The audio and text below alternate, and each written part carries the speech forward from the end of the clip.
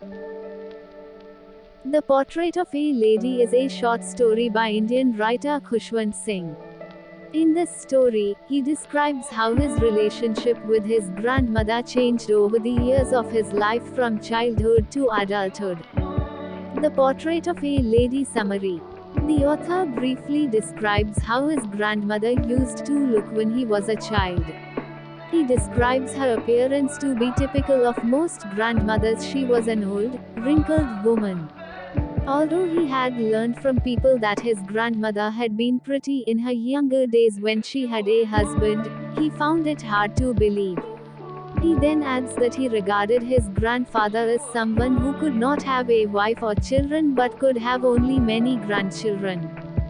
The author had seen his grandmother as an old lady since he was born. He found it against his nature to imagine his grandmother as a young woman, just like he could not believe her accounts of childhood when she used to play games. He could not come to terms with his grandmother being a pretty woman, but he always thought she was beautiful.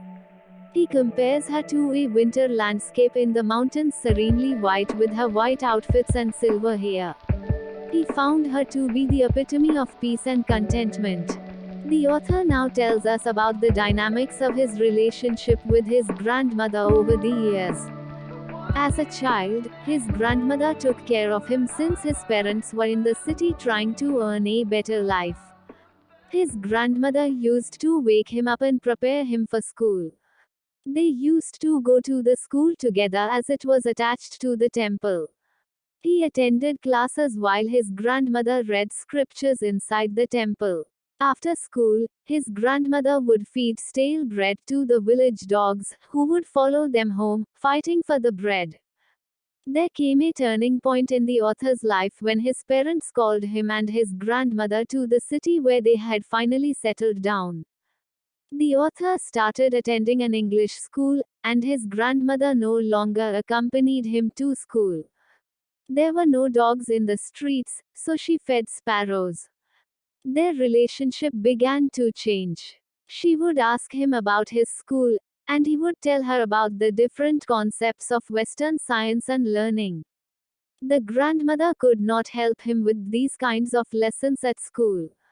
It made her unhappy. She became more disturbed to know that there were no lessons on God, and that music lessons were given at school. She became less friendly towards the author after learning this.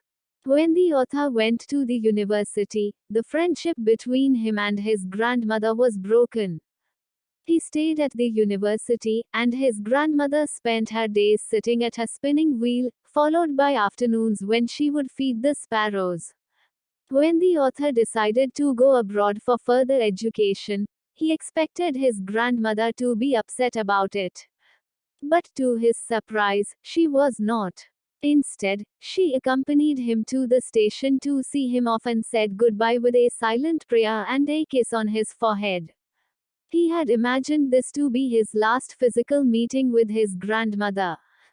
After 5 years, when the author returned, he found his grandmother looking the same as she used 2 years ago, not a day older. She welcomed him with a silent prayer and did not talk. Her happiest moment on the first day of his arrival was during the afternoon she spent with the sparrows. In the evening, she collected some women from the neighborhood and sang songs about the homecoming of warriors.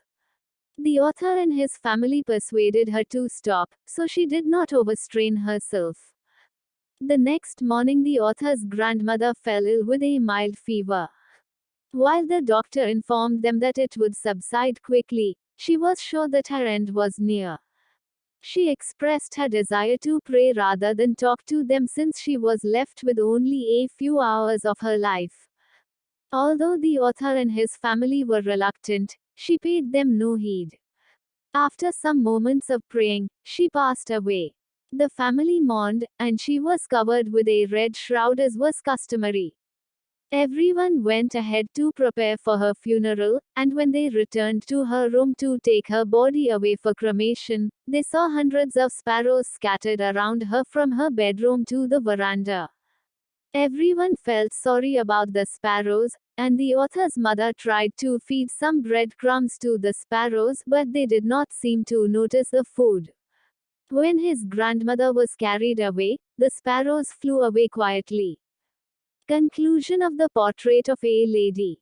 The Portrait of a Lady Class 11 summary gives us a detailed picture of the relationship between the author and his grandmother. True to its name, the story draws a character sketch of the grandmother who stays the same over the years. Her thoughts, way of life, and activities do not seem to change. While the author seems to go through a lot of change owing to his education in India and abroad, the grandmother just accepts the change. She continues living a life of serenity and simplicity until her death. She does not talk much to the author in his adult years and seems detached and emotionless to him at times. But this concept is challenged by the flock of sparrows that mourn her death. For more updates, please like, share and subscribe to my channel. Thank you.